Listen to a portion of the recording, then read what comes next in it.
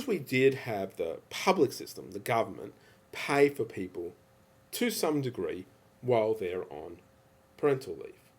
What does that do to the equilibrium as opposed to a situation like we've got now? So we start with the status quo. What it does is it shifts out the household equation. The household equation is if the public is paying for this leave, the household is more likely for any given wage gap to have somebody take leave. In particular, if the public is paying more for maternity leave, that is definitely going to be the case. But even if it isn't, even if there's some sort of tendency there, there'll be more leave taken. And so the equilibrium will move up here. You'll notice that has increased the probability that somebody has taken leave, which I guess was the intention, but the other consequence is the wages gap is in fact higher than it was before. And why is that? Because employers are still facing costs associated with workers who are taking leave essentially at their own discretion. And that's disruptive.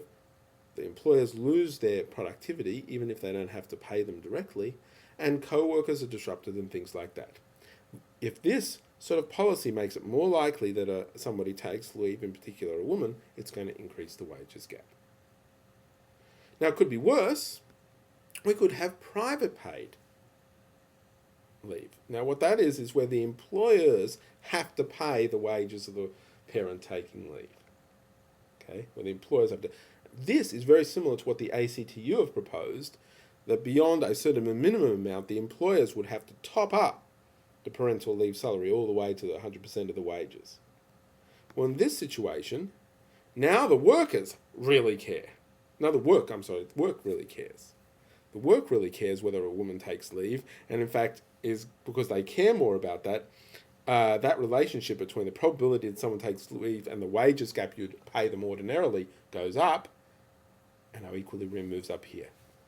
A lot more women take leave, but think about the reason why. It's because the wages gap has grown. Women are taking leave in this scenario because they're not getting as great jobs. This is not a very good situation with regards to gender equality. So they strike against the ACTU there. Whose leave? If you create more incentives for maternity leave rather than paternity leave, that's going to increase the wage gap, even more than what this is suggesting. Discriminatory pressures are actually not just the providence of mothers, but they might be faced by fathers too. It is very hard for fathers to say, I want to spend time doing this. The stigma associated, if you ever talk to a father who's taken parental leave, taken that year off, the stigma associated is quite a bit. There's a lot of explaining to do. And so in fact, the wage pressure and the hit that you might take could be quite considerable there, which only reinforces the equilibrium that we're seeing. And in fact, studies show that the wage gap is likely increased where maternity leave benefits are stronger. So this is not just pie in the sky. Maternity leave benefits, as they strengthen out, yes, they make it a bit easier for women to return to work and things like that, and we do see that, but we see a larger wage gap as well. Interestingly, Sweden requires 30 days of paternity leave mandated. Now that really starts to tip the balance, because one of the issues that's reinforcing discrimination is that it's more likely for a woman than a man to take leave. Or if you kind of require the men to take leave, you take that away. So that's an interesting thought there. Okay, so what about equity? And by this I mean who's paying for this leave? There's an argument that minimum wage leave is a form of social insurance. And given our current policies of baby bonuses and low-income households being taken care of, we're not too far from this. It would just be a re-rationalisation of those policies. Not much cost to the government. Pretty much a no-brainer. What do you do about the extra bit?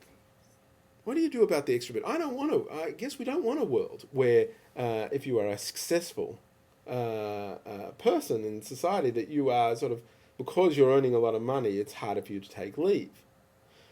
But what's the constraint here? The constraint is that it's hard to replace your income during the time, because it's kind of hard to rock up to a bank and say, I want to spend the entire year with my kid, not earning any income, can you loan me some money? That's not the sort of ideal scenario. So what do we do about that? We're facing a liquidity constraint. Well, it's a very, very similar situation that we have with higher education. You're asking a bank, I want you to lend me money so I can go to university and then I'll earn money later on and I'll be able to pay you back. Bank doesn't know whether you're really going to be able to do that or not. But there's social benefits for you trying it out. And so we have the government step into the breach and say, well, I don't care about your credit rating. If this is your activity, we'll do it and we'll get you to pay back through the tax system. Exactly the same argument can be used to justify a similar sort of loan during the period of parental leave. Yes, you take parental leave, government will maintain some degree of your income, and it's arguable what level that should be. And then you'll pay when you return to work, or if somebody in your household returns to work, starts earning money, they'll pay for it through the tax system. So the only difference between this and HECS is a household-based income test for repayment rather than an individual one. No fiscal burden, no excessive cost subsidy, resolves the market failure at the heart of this, the liquidity constraint, and it allows people a mechanism by which they can solve it and make their own choices. Now, by providing this relative to our current situation, it still has this negative impact on gender discrimination, but at the very least, we're not asking others to pay for it. So how do we tackle gender discrimination? Well, the issue is arising, remember, because employers might be reluctant to hire, promote, pay women more because they're worried about intermittent bits of leave that they might be taking, as well as other issues to do with work-life balance. So what if we hit right at that problem?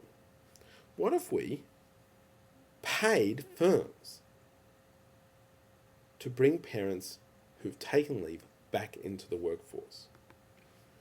Imagine a situation where a parent takes leave, and if they return to work for a given period, say 6 months, and there's all manner of parameters you can play with here, the firm receives a tax credit on their salary. So instead of paying the parents for the 6 months, we pay the firm for the 6 months after the parent returns to work. What does that do?